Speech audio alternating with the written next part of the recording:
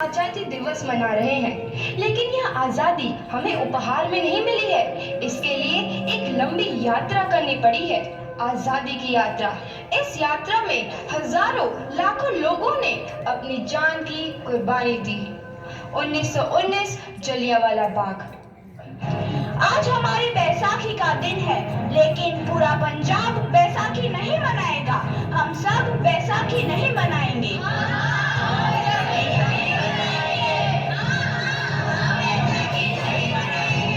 जब तक हम अंग्रेजों को भारत से बाहर नहीं निकाल देते, पूरा पंजाब बैसाखी नहीं मनाएगा। अच्छा, तो तुम सब हमारा विरोध करता है। भाग जाओ यहाँ से, इसका अंजाम बहुत ही बुरा होगा। हम नहीं जाएंगे, तुम लोग जाओगे। हमें नहीं, तुमको भारत से भागना होगा। Soldiers, fire!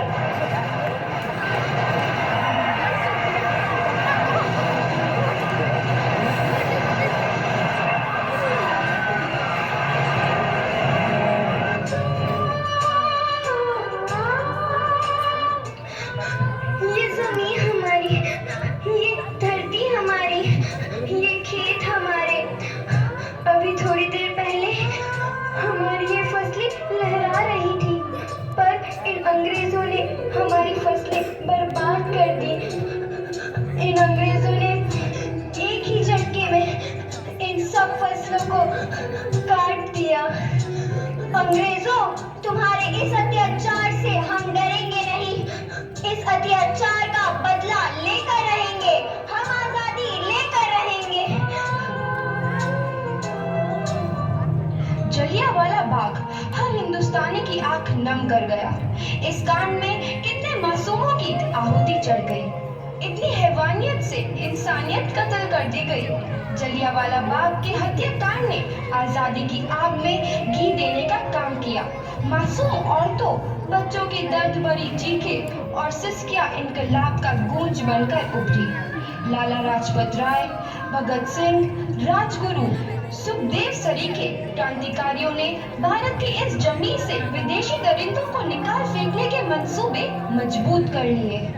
8 अप्रैल 1929 लाला लाजपत राय के नेतृत्व में साइमन कमीशन के खिलाफ एक भारी जुलूस निकाला गया। Simon commission, Simon commission, Simon commission, Simon commission, Simon commission, Simon commission, Simon commission, Simon commission, Simon commission. बेवकूफ इंडियंस, तुमको हमारी बात समझ में नहीं आती। Stop this. Simon commission. नहीं मानता। I said stop this. लाला जी, आप आगे बढ़ो, हम आपके साथ हैं। लाला जी, संघर्ष करो, हम आपके साथ हैं। लाला जी, संघर्ष करो, हम आपके साथ हैं। लाठी चार्ज करो।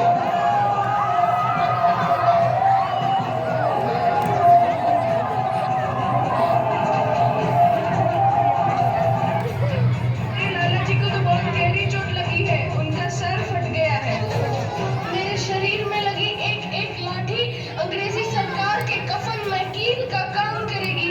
ये आजादी की लड़ाई रुकनी नहीं चाहिए। ये जिम्मेदारी मैं तुम सबको सौंप कर जा रहा हूँ।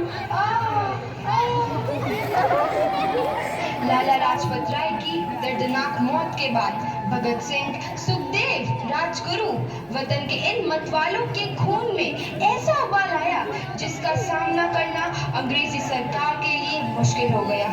अंग्रेजों को करारा जवाब देने के लिए स्कॉट और सैंडर्स को मारने की रूपरेखा रची गई।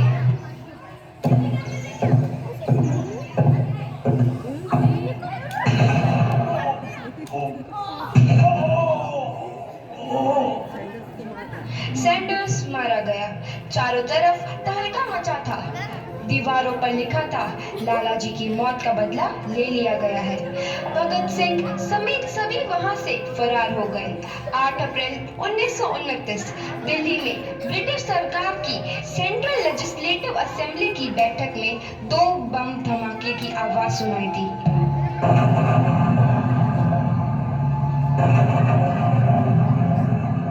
इन धमाकों ने अंग्रेजी हुकूमत को हिला कर रख दिया। इस घटना को अंजाम देने वाले भगत सिंह, राजगुरु और सुखदेव ने अपने आप को अंग्रेजों के हवाले कर दिया। 1930 को अदालत ने अपना फैसला सुनाया।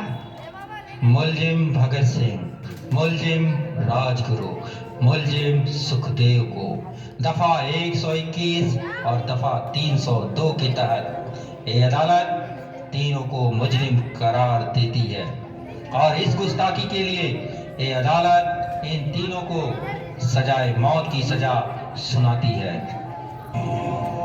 सरफरोशी की तमन्ना अब हमारे दिल में है, देखना है जोर कितना बाजुए कातिल में है।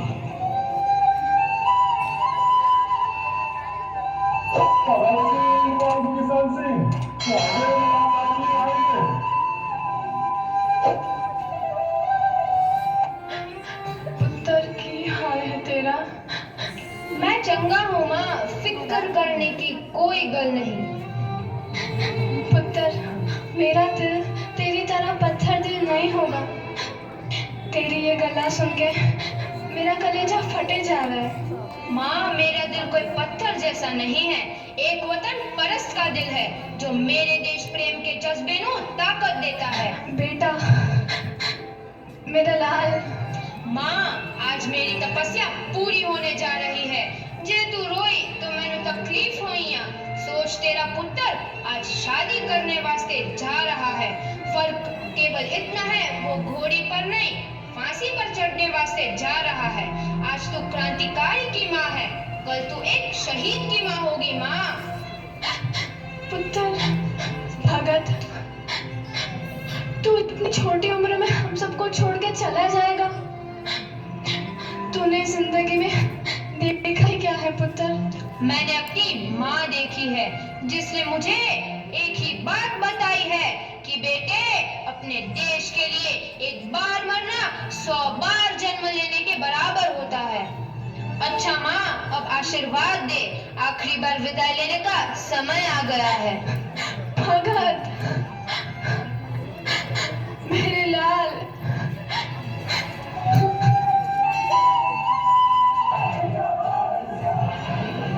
भगत सिंह, तुम्हारी कोई आखिरी ख्वाहिश?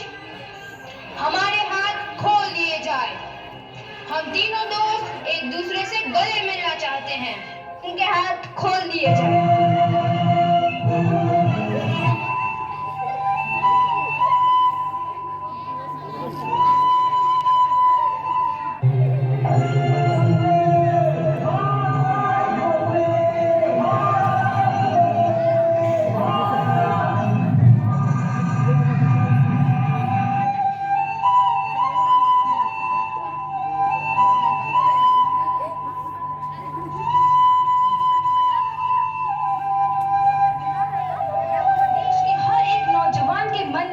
आजादी की नई उमंग हिलोरे लेने लगी। अंग्रेजों भारत छोड़ो का नारा जोर पकड़ रहा था। सबने एक आजाद भारत का सपना देखना आरंभ कर दिया था। हर कोई अपने अपने ढंग से इस महायज्ञ में अपनी आहुति दे रहा था। सुभाष चंद्र बोस, रानी लक्ष्मीबाई, तात्या टोपे और मंगल पांडे जैसे शहीदों की कुर्बानी रंग लाई। 15 अगस्त 1947 को भारत आजाद हुआ।